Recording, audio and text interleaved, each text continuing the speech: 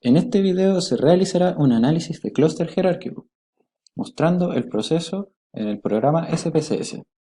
Dentro de las pruebas de análisis multivariado, el análisis de clúster es parte de las pruebas de reducción de información, lo que implica ir agrupando grupos de variables dependiendo de sus comportamientos si son similares o no. Esta es la base de datos que utilizaremos para realizar el análisis. Ahora iremos a analizar, clasificar, clúster jerárquico. Acá en el primer cuadro colocaremos todo lo que son las variables independientes, variables numéricas en este caso. Acá colocaremos la variable a agrupar. Primero iremos a estadísticos, pediremos el historial de conglomeración y la matriz de proximidades. La matriz de proximidad muestra la distancia entre los individuos según cómo se hayan organizado. Acá abajo podemos seleccionar en cuántos clústeres o grupos vamos a agrupar los datos que necesitamos, o las variables en este caso. Pondremos solución única y ahora vamos a analizarlo en 5, para que se formen 5 grupos o 5 clústeres. En gráfico pediremos el dendograma, que es el gráfico por excelencia que nos muestra el programa, y lo pediremos en vertical, que es la opción predeterminada.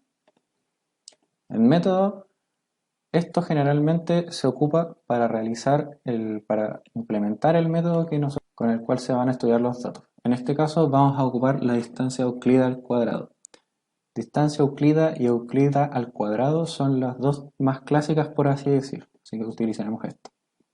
Ahora, en estandarizar, pondremos en puntuaciones Z. ¿Por qué? Porque los datos se transformarán a valores Z cuando no tengamos una misma unidad de medida. En este caso, si se presentan varias, lo mejor que se puede hacer es estandarizar los datos y ponerlos en valor Z. Continuar. Una vez listo todo esto, ponemos a aceptar. Una vez realizado el análisis, se mostrarán los resultados. En este caso, lo primero que nos va a salir es la matriz de proximidades. Esto implica una muestra de las distancias entre los individuos o las variables según la distancia que impliquen.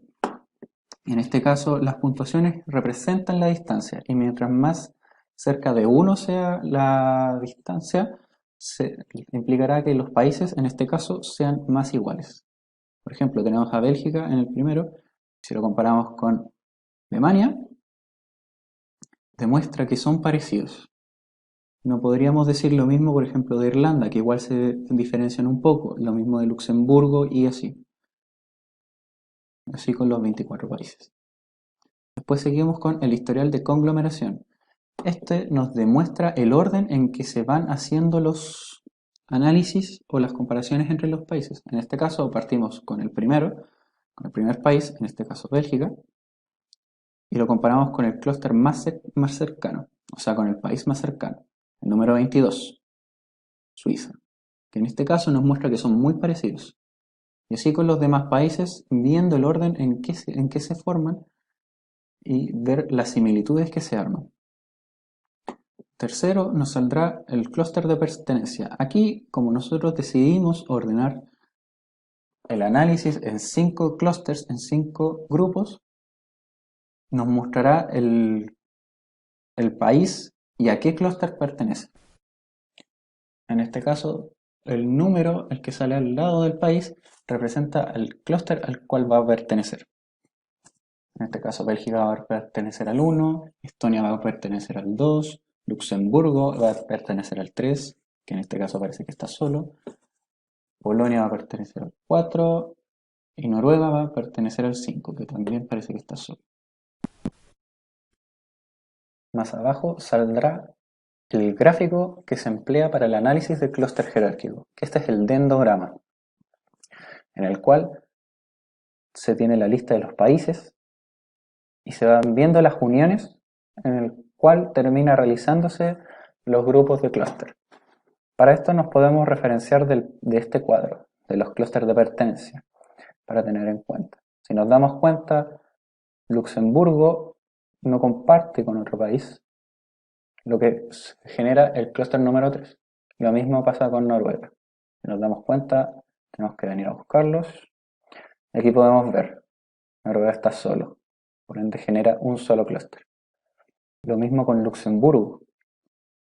Parecen juntos, pero según lo que sale acá, son clústeres distintos.